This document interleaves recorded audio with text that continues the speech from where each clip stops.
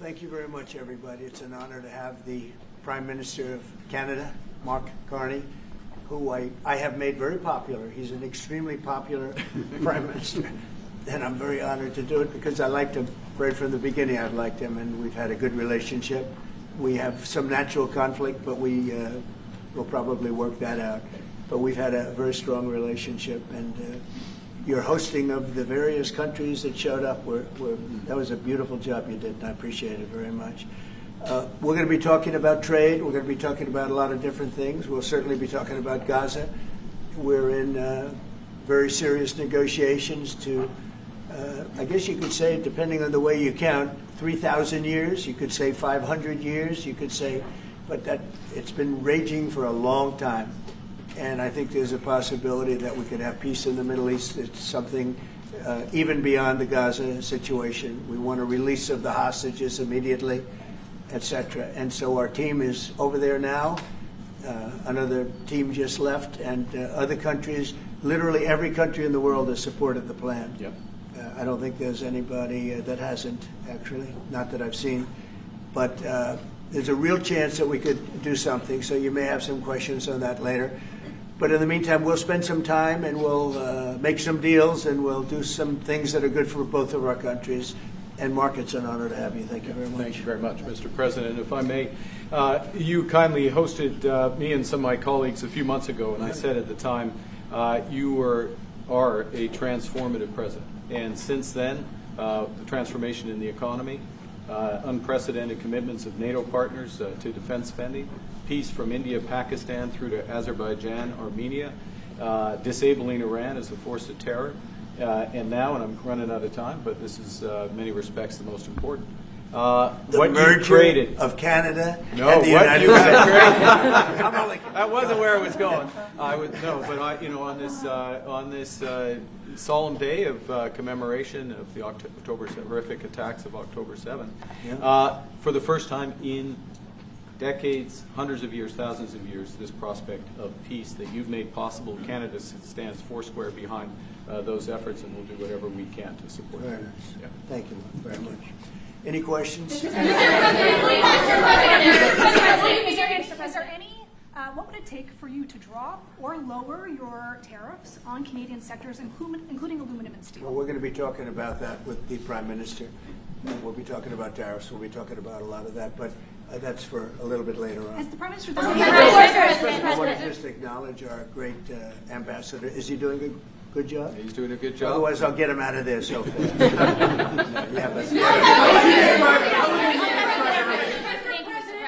Is it the White House's position that furloughed workers should be paid for their back pay? I would say it depends on who we're talking about. I can tell you this, the Democrats have put a lot of people in great risk and jeopardy, but it really depends on who you're talking about. But for the most part, we're going to take care of our people. There are some people that really don't deserve to be taken care of, and we'll take care of them in a different way. Okay? Thank you. Mr. President, in your opinion, why has Canada and the United States failed to reach an agreement up until now? Well, it's a complicated agreement, more complicated maybe than any other agreement we have on trade, because, we have natural conflict. We also have mutual love. We have great love for each other. I love this. I love Canada and the people of Canada, and Mark feels the same way about here. The problem we have is that they want a car company and I want a car company, meaning the U.S. wants a car company, and they want steel and we want steel. So in other countries, they're very far away, and there's no problem. You can compete and you can do. We don't like to compete because we sort of hurt each other when we compete, and so we have a natural conflict. It's a natural business conflict, nothing wrong with it, and I think we've come a long way over the last few months, actually, in terms of that relationship. So when it comes to trade, the United States was always giving everything. They gave everything to Canada. They would let car companies leave here and go to Canada. But that hurts the United States. And, other presidents didn't see that. They weren't business-oriented. They might have been good politicians in some cases, not in all cases. They were bad at both. But it's a very natural conflict, and it's something that we're working out. Canada has offered a lot of compromise compromise this summer. Are you willing today to offer some compromise to Canada, maybe on steel and aluminum? Well, we made compromise, and we've made some compromise even on steel. But, you know, we have the same basic authority and the same basic, this could be also a little bit of a conflict with other countries all over the world on steel, because we want to make our own steel. We don't want to bring steel in for the most part, but we will bring it in, and we do bring it in. We continue to bring it in from Canada, but there is a tariff to pay. And I think that would be a normal thing to say, but we've come a long way. I think, Howard, we can truly say, do you want to make a comment on that? Well, I think the opportunity to work together, but as you've said, there's conflict. You know, why do we make cars in Canada? You've called that out, and you've addressed that. So there are places we should work together, and there are places that we have natural conflict. It's a tough situation because we want to make our cars here. At the same time, we want Canada to do well making cars. So we're working on formulas, and I think we'll get there. Canadians are refusing to go to the U.S. The numbers are down like 23% in the first 7 months of the year. What do you say to Canadians that don't want to go to the U.S. now because of your 51st state talk, because of the trade war, the tariffs, and the fear of also Look, being I taken understand at the that, and Americans don't want to buy cars that are made in Canada. You know, I mean, we have the same conflict. So there isn't. It's something that will get worked out. There's still great love between the two countries, but you know, American people want product here. They want to make it here. Detroit was emptied out and moved to Canada, moved to Mexico, moved to other places, not just Canada, and now they're all moving back. You know, they're moving back. We have right now. I was just telling Mark, we have 17 trillion, but it's really much higher. That was as of a couple of months ago. We have over $17 trillion being invested now in the United States. As an example, Biden, he was the worst president we've ever had, but they had less than $1 trillion in 4 years. We have more than 17 trillion in 8 months. 8 months. And I think that number is going to be $21, $22 trillion. There's never been anything like that in the history of the world for any country, not even close. You know, if you did 1 trillion in a year, that's pretty good. We're going to do over 20. And it's coming in with AI, it's coming in with auto plants. You know, we're building auto plants, a lot of auto plants in the U.S. It's coming in for a lot of reasons. It's coming in because of the fact, I think the November 5th election was a big factor, and I think the tariffs are a big factor. And again, we want Canada to do great, but you know, there's a point at which we also want the same business. We're competing for the same business. That's the problem. That's why I keep mentioning one way to solve that problem is a very easy way. But we're competing for the same business. He wants to make cars, we want to make cars, and we're in competition. And the advantage we have is we have this massive market. So it's it's quite an advantage. Mr.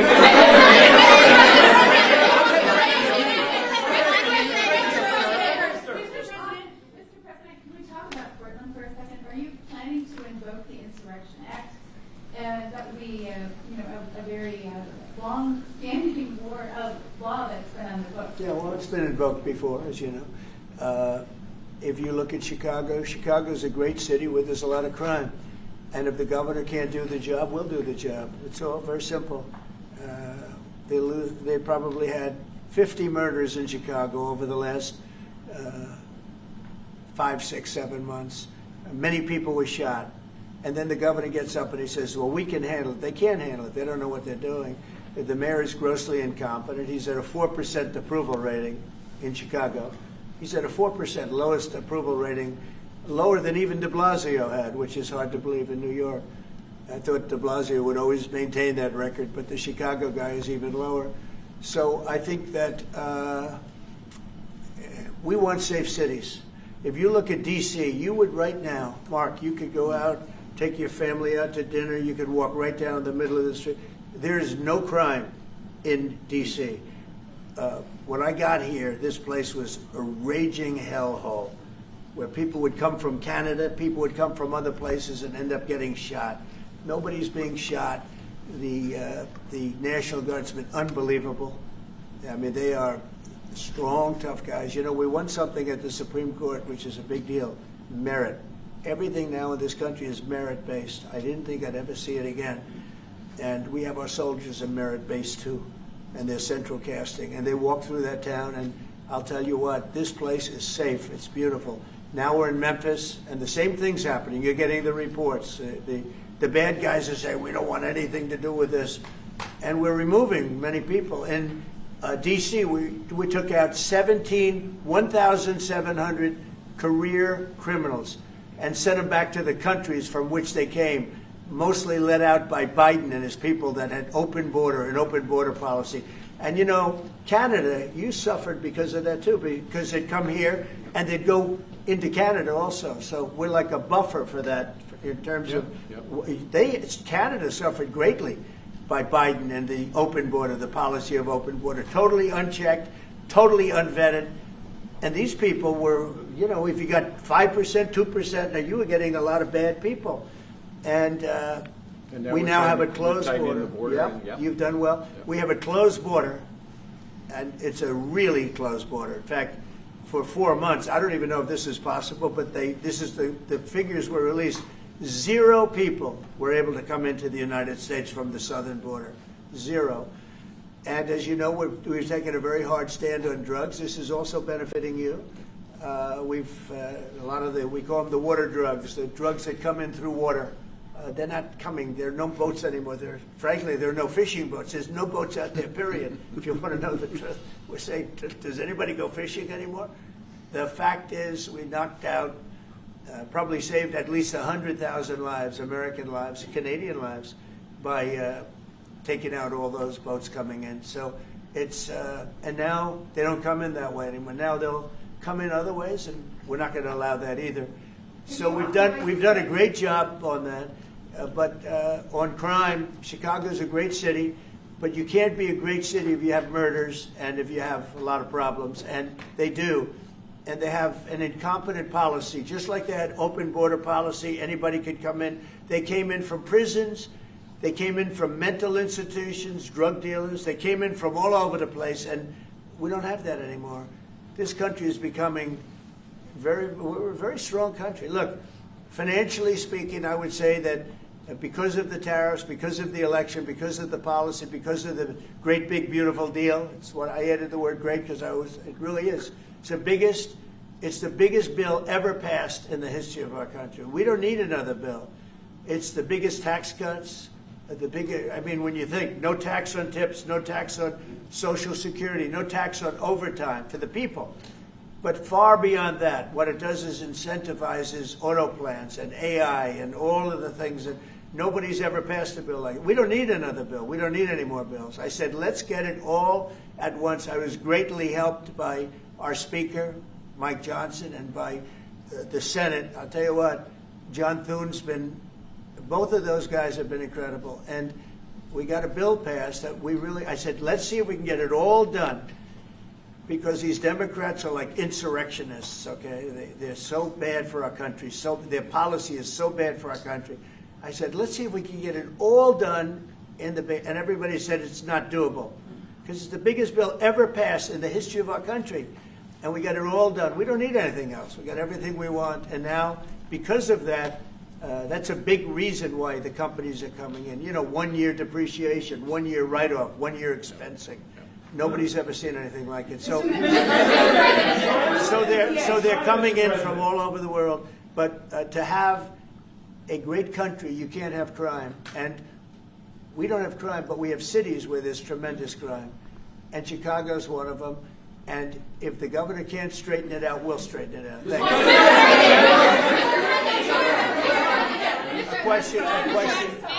question for the president. Mr. Carney, Mr. Prime Minister, I'd like to know how come the UK and the European Union have succeeded to sign deals and bring the tariffs down, and Canada still hasn't been able to do the same? Yeah, because they're not located right next to each other. It makes it, in many cases, it's much better and easier. But yeah, and if I may, let's be clear about the relationship as it stands right now. We are the second largest trading partner of the United States. We do a lot of trade going across the border where we're cooperating, first thing. Secondly, we are the largest foreign investor in the United States. $500 billion in the last 5 years alone, probably $8 trillion in the next 5 years if we get the agreement that we expect to get. Thirdly, there are areas, as the President just said, where conflict, maybe not so much conflict, we compete. There are areas where we compete, and it's in those areas where we have to come to an agreement that works. But there are more areas where we are stronger together, and that's what we're focused on. And we're going to get the right deal for America, right deal, obviously, from my perspective, for Canada.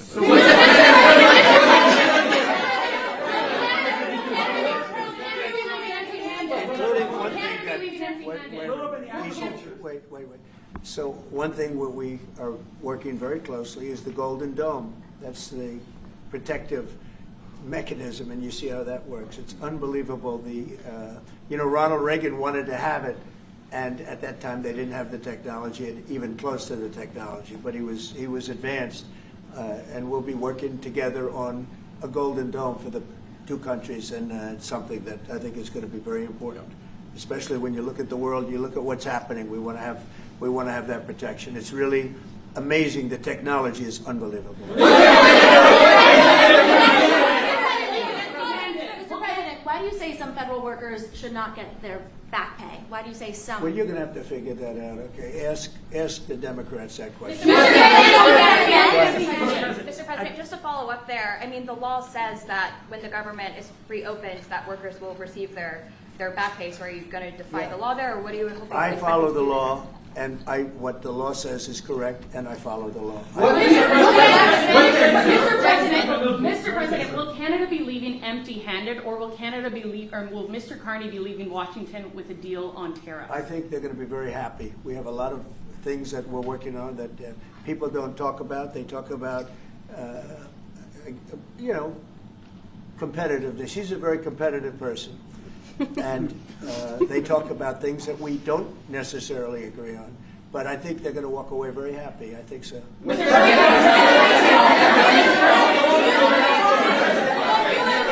President, on all your trade deals that you've signed, there's been a minimum tariff that countries have got. When USMCA gets renegotiated, do you want a minimum tariff on goods between Canada and the U.S.? Well, we're going to have tariffs between Canada, and, they have them with us. I will say with our farmers, as you know, they went up to as much as 400%, 250, 300, and even one at 401. We found one having to do with a very small product, but it was high. So we've always had tariffs between the two of us, and actually Canada was charging us very high tariffs on our agricultural things, a lot of our agricultural product, and that's one of the things that we talk about for bringing that down. So this is a mutual thing, but. We've been charged tariffs. Look, we're the king of being screwed by tariffs, just so you understand. And I'm not talking about with Canada. I'm talking about with countries all over the world.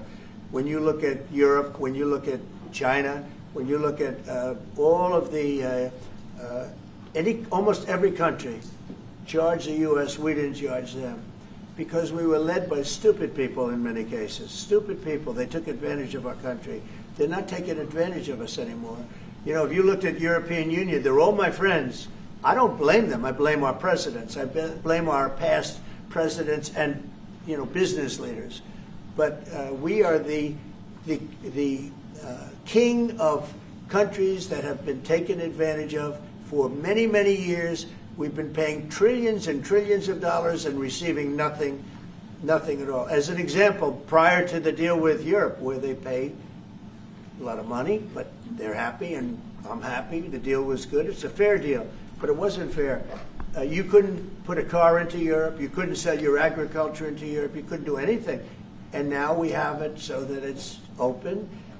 We charge them tariffs. We didn't charge them tariffs a car. They charge us tremendous.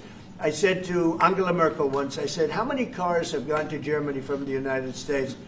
And she said, well, I don't believe any. And I said, you're right. You're right. Well, that doesn't happen anymore. And they're paying a fair amount. It's just a fair amount. It's not, I could ask for much more. It's a fair amount. But the United States now is using the same thing that they've used on us. And I just can't believe it's taken presidents so long to do this. And again, we're going to treat people fairly. We're going to especially treat Canada fairly. But I can't believe it's taken so long where we get charged and don't charge them. Japan was a good example. We made a deal with Japan. You saw that, Mark? A deal with Japan. It's a much different deal than we've had in the past. But they would send us millions of cars, no charge. We weren't allowed to send them cars. We sent no cars. I doubt you had one car go into Japan because we were restricted. They didn't want our cars. Same thing with Europe, same thing with other places. So now all we do now is fairness. But fairness leads us to the most successful country there's ever been. You know, we have some advantages over other countries, and we do have a great market. We have an amazing market. But you know what? If I let this go, if we didn't win this election, if we had these people that were running, that were ruining our country, destroying our country with their open borders and men playing in women's sports and transgender from everybody and windmills all over the place, if we allowed that to go on for another couple of years, we would be, I'm not sure that we'd even have a country. Mr.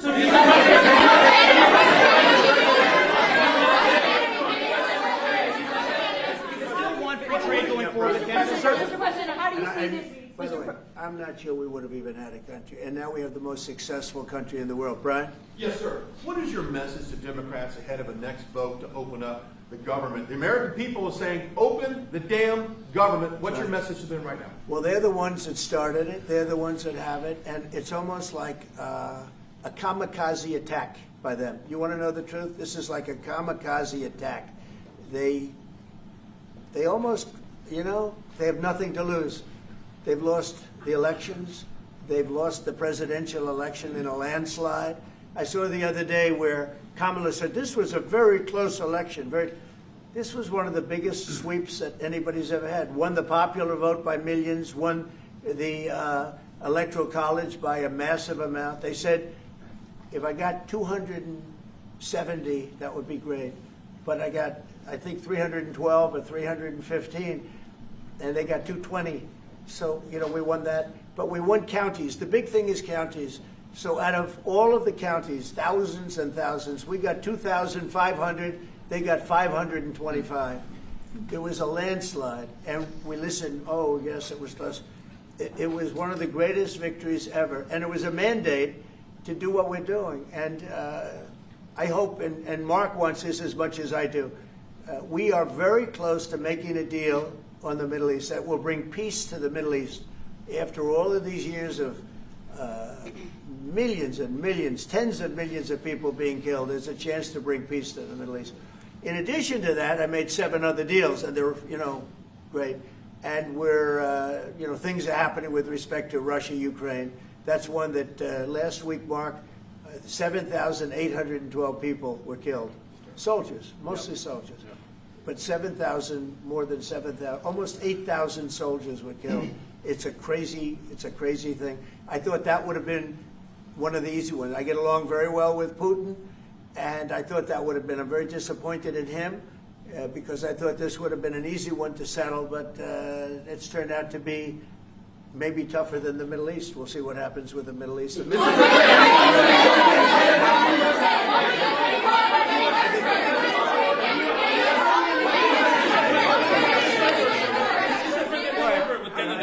Is the fentanyl crisis over with Canada, with the Canadian border? Is what? The fentanyl crisis. Fentanyl. No, it's not over. It's never. I think it's never going to be over, frankly. But they've done. Canada's worked hard, and they've done a much better job than in the past. We have very few people coming in through our southern border too. We've worked with Canada and we've worked with Mexico, so we've made it a lot better.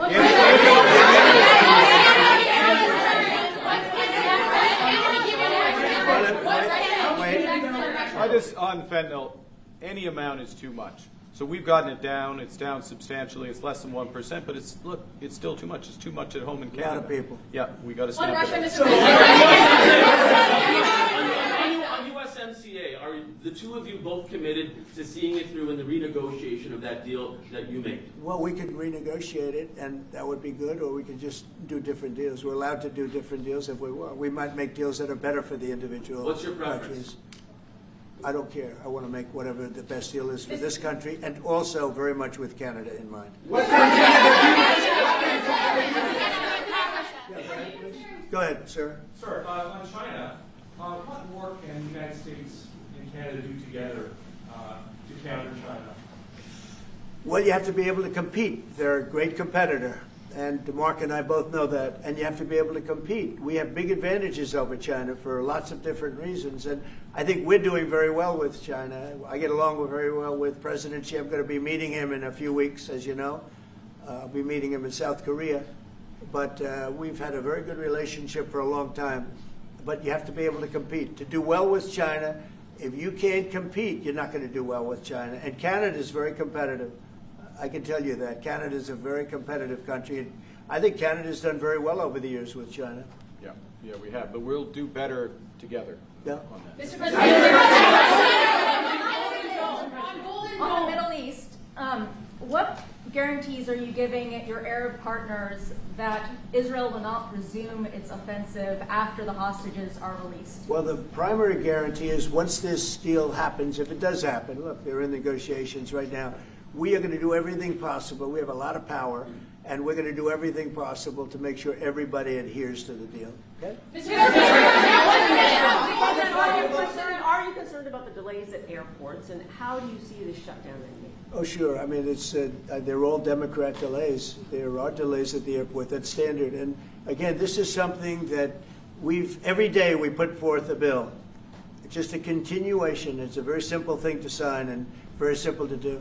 And I really think that these are people that I think they have nothing to lose. They have a party that's out of control. They have no leader. Nobody knows who the leader is.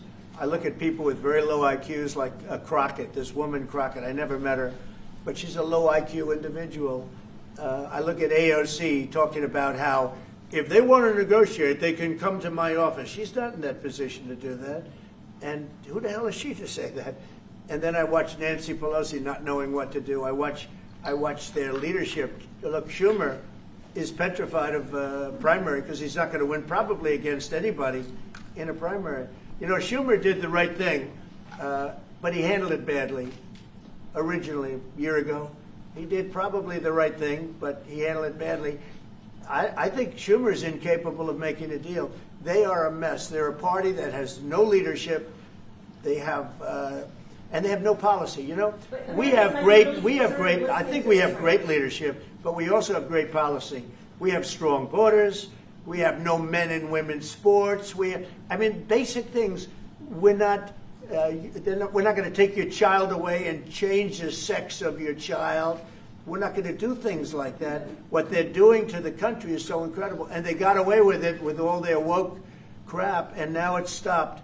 And we have a country that's based on common sense and strength and intelligence. I mean, we have the United States of America, and I say it all the time. Other leaders have told me this. Mark hasn't yet, but I think he would. A year ago, we were a dead country, and now we are the hottest country anywhere in the world. Maybe Canada. I'll give Canada, but because I do like Canada. But you know, we're the hottest country in the world right now. There's never been a country that has the kind of money coming into it. There's never been anything like this. There has never been a country that if you take $1 trillion, that would be unbelievable. We're going to have over $20 trillion invested in this country. There's never been anything like what you're seeing, and it's based on good policy and common sense and leadership. Yeah.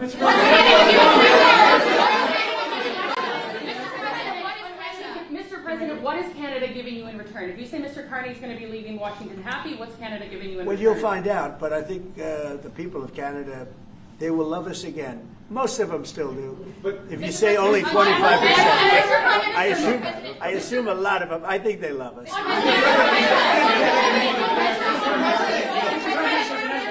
And you know what? I'm not the biggest hockey fan, but I like it a lot. And I watched some of the greatest hockey games I've ever. How good were those games, right? Yeah, very good. Mm-hmm. We're coming down for the World Series, Mr. President. Oh, good. By the way, your team is looking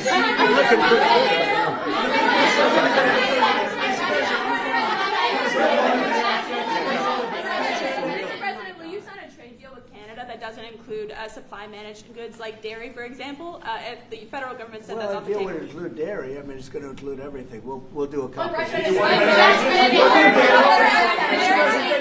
Have you identified programs to eliminate under this shutdown? Oh, sure. Sure. Which ones? We have a lot, I'm not going to tell you, but we'll be announcing it pretty soon. But we have a lot of things that we're going to eliminate and permanently eliminate. You know, one of the things that we have is some advantage, you could say, but because of the shutdown, which I think they made a big mistake, we're able to take out billions and billions of dollars of waste, fraud, and abuse, and they've handed it, you know, on a silver platter. And you know Russell Vogt, he's a serious person, very serious person, and he's sitting there and he's getting ready to cut things. And this is something that was handed to us by, I assume, Schumer. I just don't know if Schumer has any power anymore.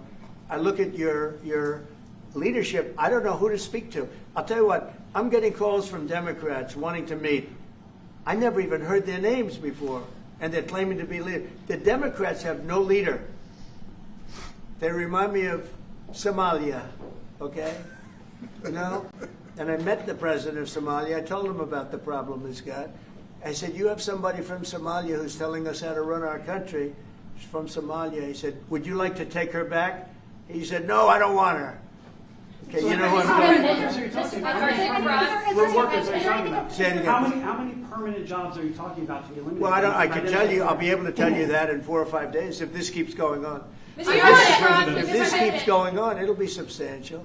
And a lot of those jobs will never come back. But you're going to have a lot closer to a balanced budget, actually. Is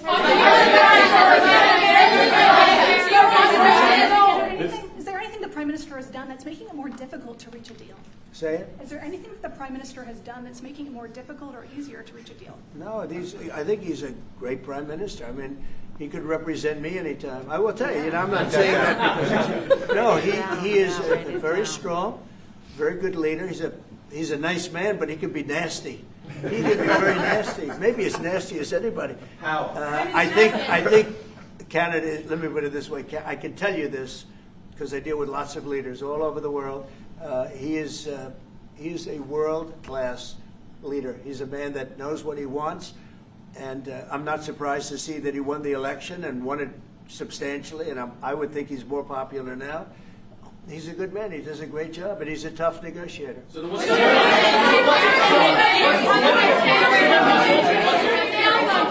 then what's holding things up? If he's a great man and you want to do a deal with Canada, why aren't you? Because I want to be a great man, too. Thank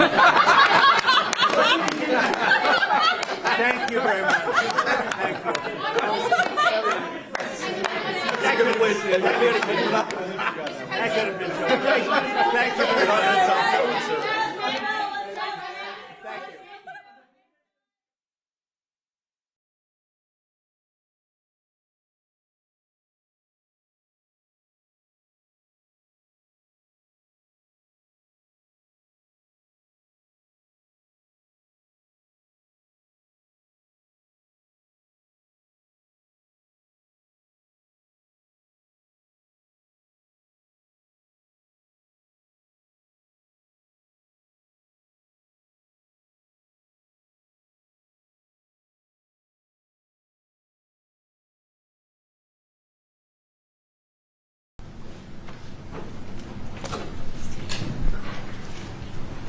Well, thank you very much, everybody. We have a very big signing today having to do with Alaska, a place that I'm very familiar with.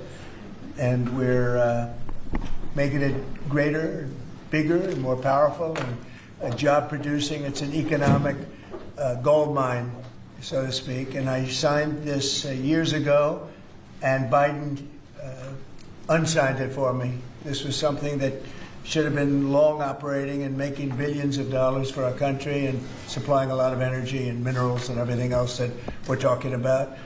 And they undid it and wasted a lot of time and a lot of money and a lot of effort. And now we're starting again, and this time we have plenty of time to get it done, and it's going to be done properly. I'd like to ask your Department of Interior head, who has done a fantastic job, Doug Burgum, to say a few words about it, and we'll go to Chris after you and anybody else that wants to say something. And it's a very powerful deal, very, very big deal from the standpoint of minerals and energy. So thank you all for being here. Doug, please go ahead. Well, thank you, President Trump. Yesterday is a historic day. President Trump, as he promised when he was running in the election to the American people, that he was going to unlock the potential of this country. He was going to unlock America's mineral wealth. He was going to generate returns for American people. And he was going to importantly bolster the critical supply chains around critical minerals for our country. On day one, he signed a very important executive order unleashing Alaska's extraordinary resource potential. And this is part of the continuation. There's a number of things that have already happened with Alaska that are moving forward. There's more to come, but big milestone today. In reversing this Biden era decision about the Ambler Road, this is a 211-mile long road that begins over 200 miles north of Fairbanks off the Hall Road that goes up to the North Slope. This road goes through an area where there's no roads. Ambler Mining District at the end of that has some of the richest mining deposits in all of America and in all of the world. And these are minerals that are absolutely essential to defense, to industry moving forward today. Just take copper alone. This is one of the richest copper locations in the country. And of course, today to build a data center, you can have tens of thousands of tons of copper required for that. Even a single family home today may have as much as 400 pounds of copper in a home. And we have, as a nation, in the past, basically gotten out of the mineral and energy and mining area. President Trump, when he said drill baby drill, he also was mine baby mine. We've got to get back in the mining business. China controls 85 to 100% of all the mining and refining of the top 20 critical minerals. And in this mine area up there, we got copper, lead, zinc, gold, silver, gallium, germanium. So rich in all of the minerals that we need to win the AI arms race against China and to prosper as a country. And so, again, today, this was his history being made. When some of this was set aside in 1980 by Jimmy Carter, there was a special authority created for presidents to decide if there was a dispute. And so for the first time in history, a president is actually using that authority. President Trump, as he does, using his authority for the benefit of the American people. And the appeal came in from the state of Alaska asking that this road be built. Alaska's not a colony, they're a state. They have an opportunity to build roads like any other state. With this signing, President Trump, Alaska can go ahead and build this road. It'll be a toll road, not a public road. It's a toll road, so it'll be controlled in terms of traffic. It's a gravel road. It'll be sensitive to the environment. There'll be collaboration with the Native Alaskan corporations in terms of how it's built and how it's used, supporting the Alaskan Native tribes with subsistence hunting regulations on either side of this, but this opens up a wealth of resources.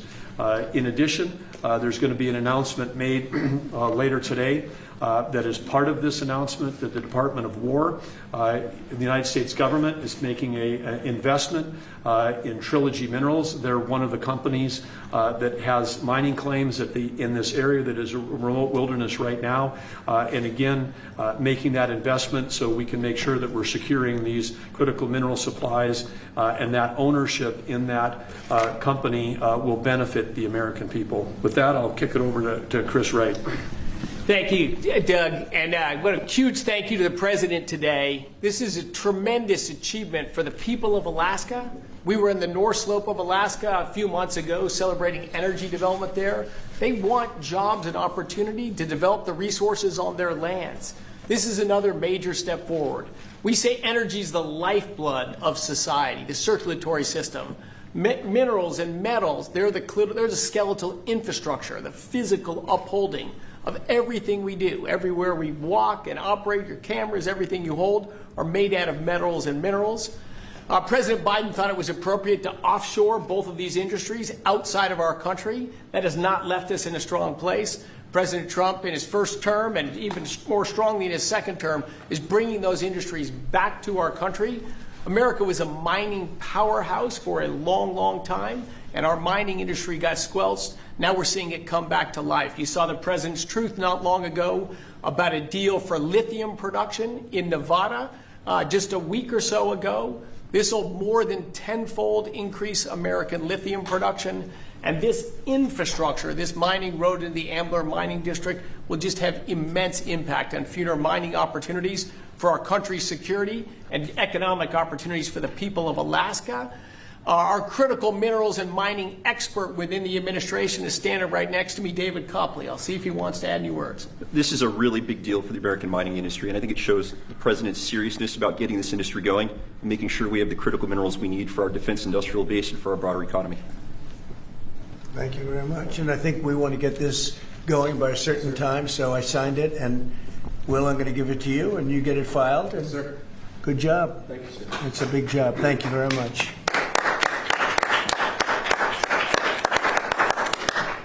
So we created a great deal of wealth for that part of the world and that part of our country by doing this long, very difficult road to build, and we'll be talking about that sometime later. But it's a great deal for our country. It's a great deal for the people of our country and for the taxpayers of our country. And if you have any questions on that, let me know. Steve? What do you expect for the road to be constructed? I mean, how quickly will that get underway? Well, this road, as an industrial road, it'll have ownership. It'll likely be split between the state of Alaska, the federal government, and the Native Alaska corporations. We would expect that construction would begin next spring with planning throughout this winter. The 211-mile long road will be a gravel road with a solid design base to handle the weight of the trucks that are going in and out. This is typical design that far north. Because asphalt with a freeze-thaw cycle, very difficult with asphalt or concrete. So gravel, a fantastic gravel road is going to have the least impact on the environment, going to be the best suited purpose. Alaska's done this in the past with the Red Dog mine. They built a toll road that again has ownership. The companies that use the road pay to transit that road. So this is an economic model used around the world in mining districts. We'll apply it right here. And again, it's going to generate revenue for the American people and for the citizens of Alaska as opposed to a cost. And also 2 bridges. We're going to build 2 bridges that will be able to complete, and we'll get them up very quickly. And how long to complete? I mean, 211 miles, that's a lot. Yes, we'll get it done in less than a year. It's going to come in three phases. The first road, as President Trump said, will go quickly, which is they call it a pilot road. We'll build a single lane gravel road through the full duration of it. That'll be then expanded to a second phase and then a third phase over time. But again, we want to get that pilot road built because then we can help get materials back to help the mine get started quickly as well. Mr. President, there's negotiations happening with your team in Egypt right now over your proposed peace plan. It was reported by Axios over the weekend that you had called with Prime Minister Netanyahu where you told him to stop being so negative and to take the win when it came to Hamas's response to that. Is that true? And no, it's not true. He's been very positive. He's been very positive on the deal. Everybody is. I think every nation is. We have just about every nation working on this deal and trying to get it done. Something that you could say 3,000 years if you look at it in certain ways, or you could say centuries, but this is a deal that incredibly everyone just came together. They all came together. No, Israel's been great. They've all been good, Caitlin. And in the negotiations, do you have any red lines in terms of Hamas disarming and whatnot? Are there any places you're willing to do? If certain things aren't met, we're not going to do it. But I think we're doing very well, and I think Hamas has been agreeing to things that are very important. Mr. President, on the government shutdown, Mr. President, if the vote today fails in the Senate, will that trigger layoffs?